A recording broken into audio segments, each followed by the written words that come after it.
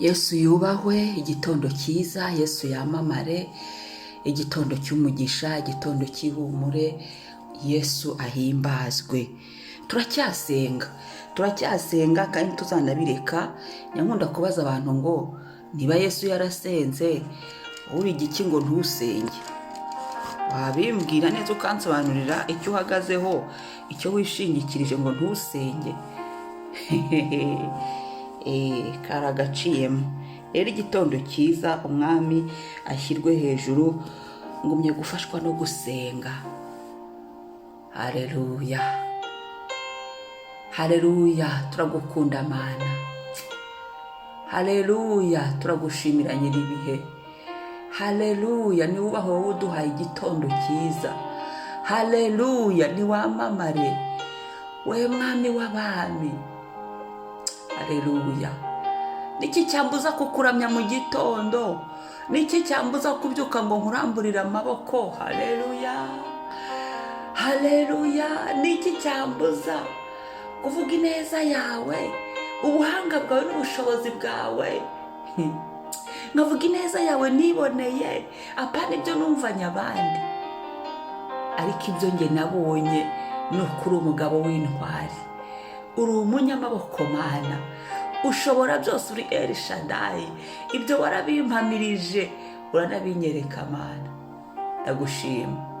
Haleluya, haleluya iki gitondo, haleluya kuri uyu munsi wanjye, haleluya izina ry'Uwiteka nirishimwe, haleluya icyubahiro cye ngo ntazagira umuntu, ntazagira ikintu na kimwe. Shimwa niwe munyacyubahiro gusa, kandi niwe ukwiye no kubahwa.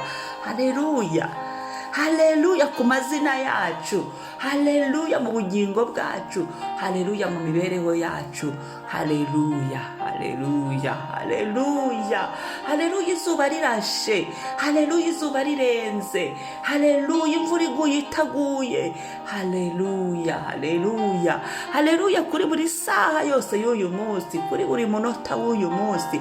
Haleluya, Uwiteka akuzwe, Uwiteka yamamare, Uwiteka ashyirwe hejuru kubw'ubuntu bw'umunsi, ngo buri munsi uzana n'ubuntu bwawo. Turagushimiye kubw'ubuntu bw'uyu munsi Mwami. Haleluya, haleluya, haleluya. Yiyandike mu kirere cyacu, mu mwuka wacu. Uwiteka tugushimira, urakoze kuduha kubyuka amahoro, urakoze kuduha ubuzima. Uko biri kose turaramutse, uko biri kose umwuka uracyarimo, uko biri kose turacyahumeka, uko biri kose. Kandi iyo umuntu agifite umwuka agihumeka, aba ari umukandida kuri byinshi. Amasezerano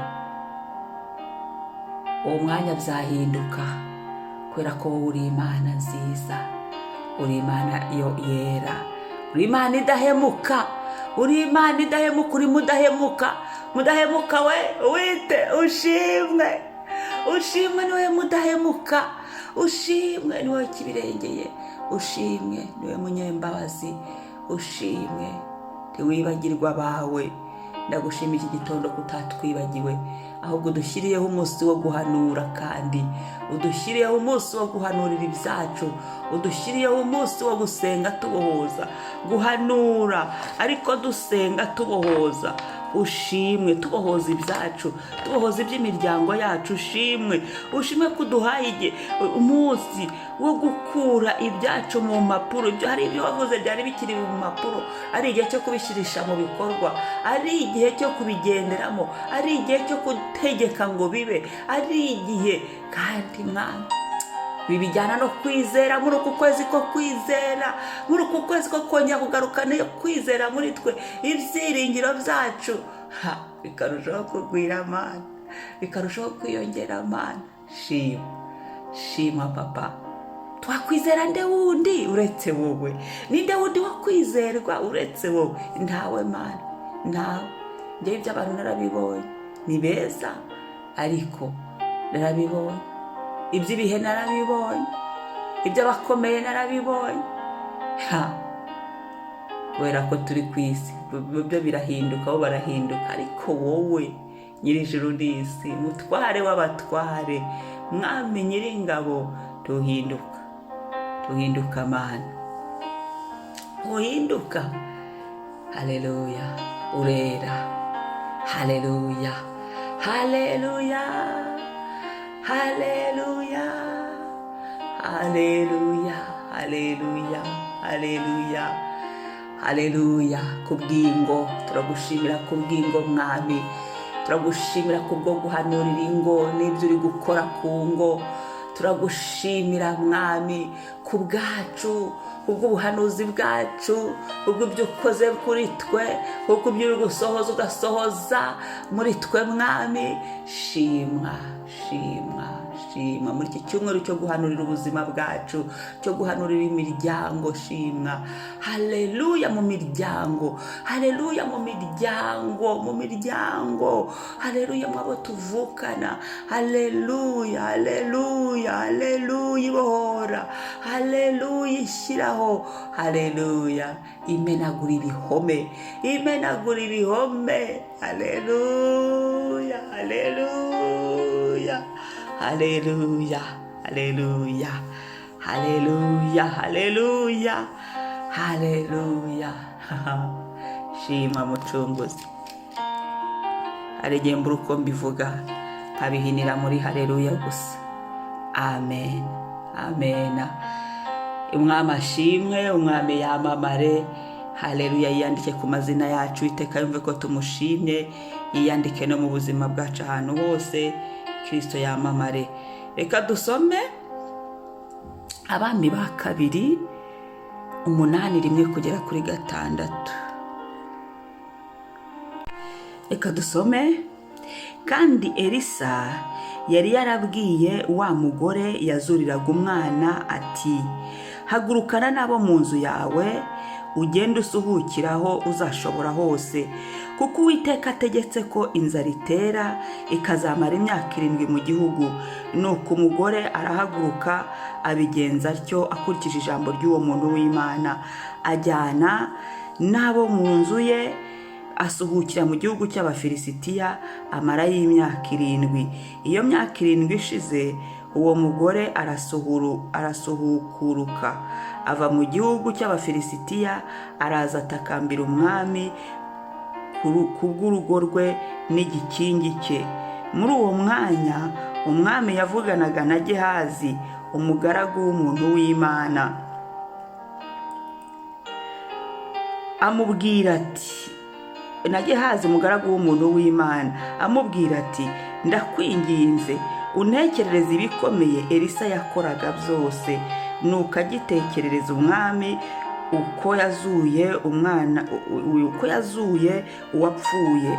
Uwo mwanya wa mugore yazuriraga umwana abaraje atakambira umwami kubw'urugo rwe n'igikingi cye. Gehazi aherako aravuga ati, nyagasani umwami, nyagasani mwami, nguyu wa mugore n'umwana we Elisa yazuye. Umwami abibaza uwo mugore arabimubwira. Umwami aherako amuha umutwareho umuhesha, aravuga ati, umugarurire ibye byose n'ibyo yasaruye mu mirima ye, n'ibyasaruwe mu mirima ye yose, uhereye ku munsi yahaviriye ukageza ubu. Nagira ngo dutinde hano kuri 6. Umwami abibaza uwo mugore arabimubwira. Umwami aherako amuha umutwareho umuhesha, aravuga ati, umugarurire ibye byose n'ibyo yasaruye mu mirima ye yose, uhereye ku munsi yahaviriye ukageza ubu. Umwami ahimbazwe. Kristo yamamare. Haleluya. Uyu ni Elisa n'umudamu. Iyo ugiye inyuma, mwibuke ko uyu mudamu w'umushunamukazi cyangwa se uyu mudamu ni wa wundi wakiriye Elisa, aramucumbikira.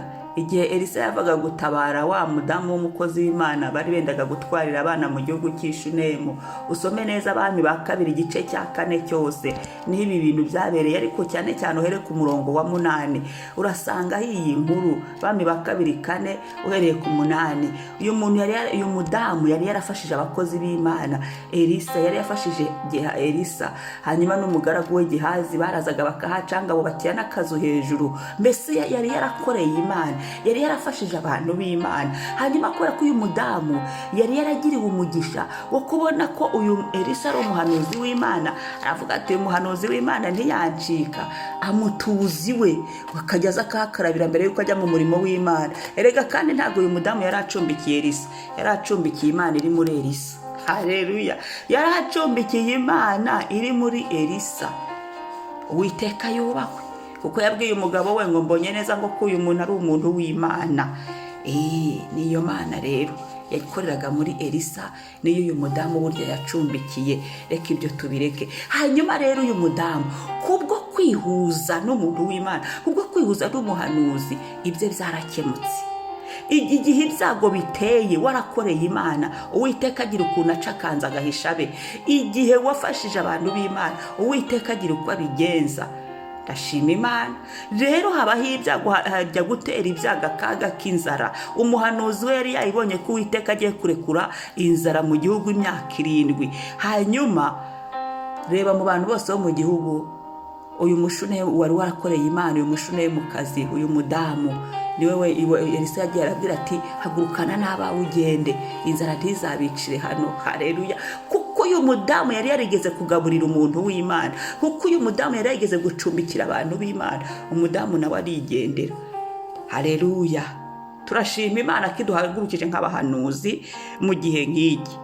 Hanyuma umudamu inzara ishize, Imana yari yababwiye n'igihe inzara izarangirira. Inzara ishize aragaruka. Agarutse rero asanga ibye barabifashe. Kubera mu gihe cy'inzara nyine uragenda ugafata ukifatira, none bigende bite, bari barabifashe n'ibikingi bye. Muzi ko uyu mudamu yari umukire.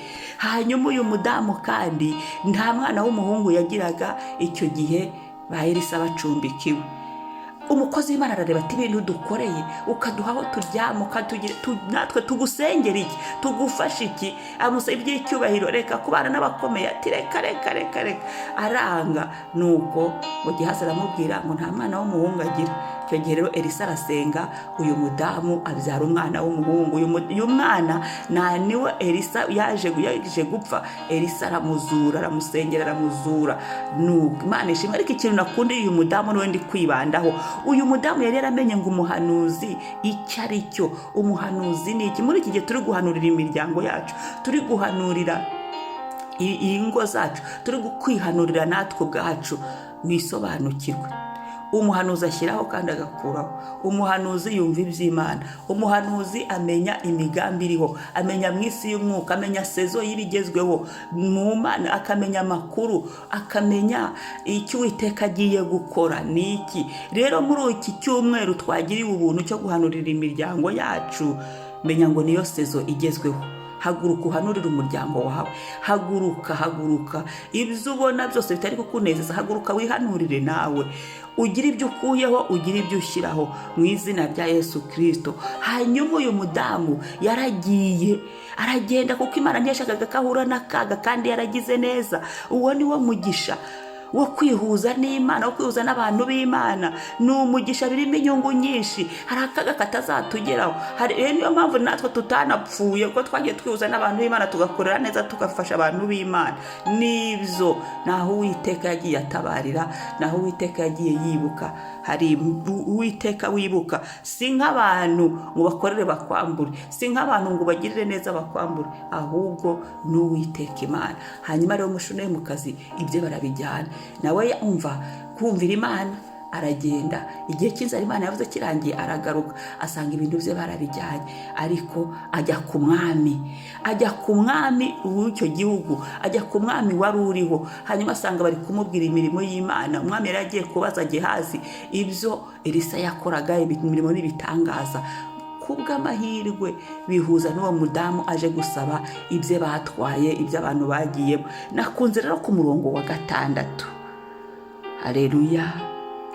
kuri uyu murongo wa 6 ngo umwami arategeka amuhereza umuhesha w'ibye. Uyu munsi Uwiteka aguhagurukije ngo ube umuhesha w'ubuzima bwawe. Hanurira ubuzima bwawe, hesha ubuzima bwawe ibyari byaradindiye, kuko muri aya masengesho navuze ngo nimuhanure, mwibohoreze ibyanyu byose, mushyireho mu bikorwa, ngo Uwiteka akure mu bikorwa ibintu ibyo yari yaravuze, amasezerano ibyari byaradindiye, ibyari byaraheze bijye mu bikorwa. Hanura rero, hanura. Uwiteka yakugize umuhesha w'ibyabo mu rugo rwawe. Uwiteka yakugize umuhesha w'abana bawe. Uwiteka yakugize umuhesha w'ubuzima bwawe. Uwiteka yakugize umuhesha w'iby'urugo rwawe. Uwiteka yakugize umuhesha w'ibyabo muri kumwe, w'ibyaho uvuka. Uwiteka yakugize umuhesha. Hari ibintu byinshi mwanyanganyijwe, hari ibintu byinshi mwambuwe, hari ibintu byinshi mutigeze mubona. Bamwe ko no muri ubu muri ibi ngibi Imana yatubwiye ngo hari ibintu abantu batabonye. Nibyo koko, hari ibintu twambuwe bitewe na situwasiyo runaka. Uyu mushune mu kazi byari byaratewe n'inzara no guhunga, ibyo babijyamo nta kundi, nyine niko byagenze. Ariko agarutse ajya gufata ibye. Hanyuma rero baranategeka ikintu cyanshimishije, baranategeka ngo bamuhe ibye uhereye umunsi yahaviriye ukageza uwo munsi agarukiye. Ntacyo umuntu w'Imana kigenda gutyo gusa, ntacyo umuntu wakoreye Imana gipfa kuzimangatana. Oya. Nibyo baba babonye byazimangatanye, nuko batamenye ngo bajye gushaka ibyo bahaguruka, bajye kubihano, bajye no kubibaza, bajye kubishaka. Umudamu arahaguruka aragenda ajya kubwira umwami. Twe ntabwo twaje kubwira umwami rero w'isi, ni umwami w'abami. Yesu Kristo ni umwami Imana Data ushobora byose, El Shaddai ni umwami umukiza. Umwami yategetse, umwami Yesu yategetse ngo hanurira umuryango wawe. Yategetse ngo wowe n'ubu umuhesha w'ibyabo mu rugo rwawe. Fungura umunwa usenge, fungura umunwa uhanure, hesha abandi ibyabo, hesha umuryango wawe ibyabo, baheshe muri iki gihe, muri iyi sezo, bahesha ibyabo kandi ntagenda kimusiga. Uyu muhesha yategetswe kumuha ibye byose, ngagenda amuhesha, agenda ababirimo ababibakuremo. Nawe genda umuryango wawe ubahesha ibyabo. Abo ubona bitewe n'ikibazo gihari, bahesha ibyabo. Imana yakwemereye guhagarara mu bigega byayo, warangiza ukajya uterura ubahereze. Gare nuko bimeze, uhagarare mu bigega byayo, uhanura, ubahereze. Nuko byifashe. Kubera iki? Kubera ko hariho ubuntu bw'Imana. Twe dukijijwe n'ubuntu bw'Imana. Nta n'ibintu imiryango yacu yakora kugira ngo Imana yikize, nta n'icyo twabona kugira ngo Imana ikize ingo zacu. Nukuri bako turi ku isi n'ubundi y'ibyaha n'amafuti ni byinshi, harimo ndetse n'abadakijijwe. Ariko kubw'ubuntu bw'Imana, kubwawe wabaye inshuti n'umwami Yesu, kubwawe Yesu arareba wowe, kubwawe wemereye Imana, kubwawe bitumye, kuko wihuje n'umwami w'abami, bitumye habaho guheshwa. Haleluya! Bitumye umuryango wawe uheshwa ibyawo, bitumye urugo rwawe ruheshwa ibyo rwabuze, bitumye nawe ubuzima bwawe, natwe ubuzima bwacu bwite buheshwa ibyo tutari twakageze, ibyo tutari twarabonye, ibyari byaranyazwe, ibyari byaraboshywe, bitumye tubiheshwa. Nyuma yo kwibohoza, ejo twaribohoje, ejo tubohoza abacu mu izina rya Yesu Kristo, twikuraho iminyururu. Uyu munsi rero naho gutega ibiganza tukakira, kubera ko umuhesha yaje, tukakira kubera ko urahagurutse wowe nk'umuhanuzi, ndahagurutse nk'umuhanuzi w'Imana ngo mpanure ibyo bintu tubihabwe. Noneho hari aho bijya amaboko ariho, noneho ibiganza biriho, nta minyururu iriho, noneho haleluya, ubwenge bwo kubijera burimo, noneho imbaraga zirimo zo kubiterura, zo kubikorera. Haleluya, umwami ahimbazwe, Kristo asingizwe. Uyu murongo wa 6 niho nagiraga ngo duhagarare hano mu Bami ba 2:8 kugera kuri 6. Ndagira ngo cyane cyane uyu murongo wa 6 abari uhagararamo usenga Imana, wowe ubwawe wisengere, wihanurire ibyawo bihabwe, ubyakire, mzakire, wihanurire uyu munsi. Amasezerano yaradindiye, uyategeke ngo no nakudindira, kuko ejo twaribohoje, ahubwo vayo vuba mu biganza byanjye, hura n'ubuzima bwanjye, fatana n'amaboko yanjye, fatana n'ubuzima bwanjye, fatana n'ibyanjye byose mu izina rya Yesu Kristo, mpaka ubibone, ubibemo, tubibemo, tubirebesha amaso yacu. Umwami niyamamare, umwami nahimbazwe. Kristo rero asingizwe, Kristo ashyirwe hejuru. Haleluya, haleluya. Yesu ndagushimira, Yesu ngusize hejuru muri iki gihe. Oh haleluya. Wibutse ubuzima bwacu, wibutse ibyacu byanyazwe, wibutse iby'abacu banyazwe, iby'ingo zacu, wibutse iby'abana bacu, abantu bagiyemo, abantu bifatiye, wibutse haleluya iby'ingo, ukibuka iby'abagore n'abagabo, ukibuka iby'imiryango yacu, aho tuvuka, aho twashatse, ukibuka ibyo twakagombye kuba turimo twahawe, ariko uyu munsi kugeza uyu munsi hari abandi babirimo, hari ababitunyaza, hari ababigiyemo bitewe n'impamvu runaka. Umushumwe mu kazi yarahunze kubera inzara, we yari yaragiriwe ubuntu bwo kumenya ku makuru n'ibyago, ariko twari n'igihe tutamenye ko n'amakuru ku makuru ngo tumenye n'ibyago bigiye gutera, tukaba no muri ako kaga, no muri ibyo bigeragezo bakanatwara ibyacu. Uwiteka we, ariko ndagushimiye uyu munsi ko wahagurukanye mwami marayika wo kuduhesha ibyacu, ko wahagurukanye ijambo ryo kuduhesha ibyacu, ko wahagurukanye mwami imbaraga ziduhesha ibyacu, ko wahagurukanye mwami kungo ubushobozi, ububasha bwo guheshwa ibyacu. Haleluya. Umuhesha yaje, umuhesha nahacu wo gufungura iminwa tugasenga, umuhesha w'ijuru we yahagurutse, nahacu akeneye uwakoreramo ni wowe. Haguruka duhanure. Haleluya.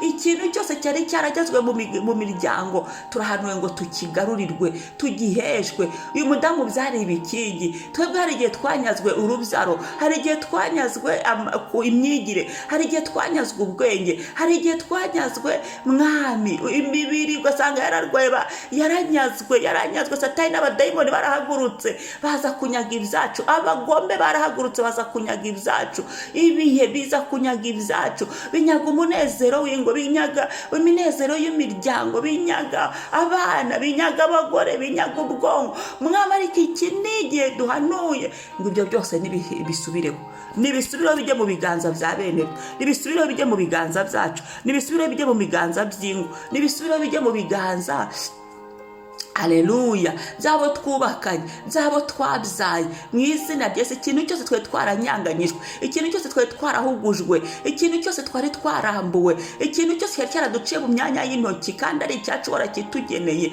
nitukibone mwami Yesu, tugiheshwe uyu munsi. Ndahanura guheshwa ibyanjye, ndahanura umuryango guheshwa ibyawo, ndahanurira ingo guheshwa ibyazo mu izina rya Yesu Kristo. Ndasenze Mana ngo uganze, ndasenze Mana ngo wubahwe, ndasenze Mana ngo utegeke muri byose. Kristo mwiza, twakiriye ibyo wazanye, twakiriye guheshwa ibyacu, twakiriye ubu buntu, twakiriye ubuhanuzi, twakiriye iyi nsinzi mwami Yesu. Abatsindwaga bakira insinzi, abananizwaga bakire kutazongera kunanizwa, abasubizwaga inyuma bakire kutazongera gusubizwa inyuma mu izina rya Yesu. Bari baratakaje umunezero n'ibihe byabo byiza, bakira uyu munezero, bakira ibindi bihe, bakira andi mavuta Yesu. Abari barambuwe mu mwuka bagarurirwa ibyabo, bari barambuwe mu mubiri bongere baheshwe ibyabo, basubizwe ku rufatiro mu izina rya Yesu. Shimwa gitare himbazwa. Turagushimiye wo kumpesha ibyacu, ku byacu mwami, kuduhesha ibyacu. Turagushimiye kubwo guhesha imiryango yacu ibyacu, ibyabo. Turagushimiye kubwo guhesha ingo zacu ibyabo mu izina rya Yesu. Nta na kimwe kibuzemo, uko wari warabigambiriye ngo abawe ngo wabamenye kera, uko wari warabigambiriye. Turagushimiye mwami Yesu, turagushimiye ko twakumenye we mwami w'abami, tukakumenya nawe ukatumenya. Uyu munsi ukaba uduhesheje ibyacu, uyu munsi ukaba uduhaye iyi faveur yo kwakira ibyacu mu buzima bwacu. Icyubahiro kibi cyawe, izina ryawe ryubahwe mwami w'abamusingizwe none n'ibihe bidashira.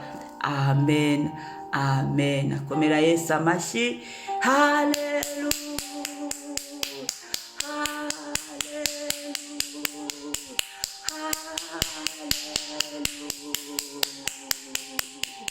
amen. Umunsi mwiza. Shalom shalom. Mwari kumwe na Mama Ebenezer. Mwibuke gukora subscribe. Bye.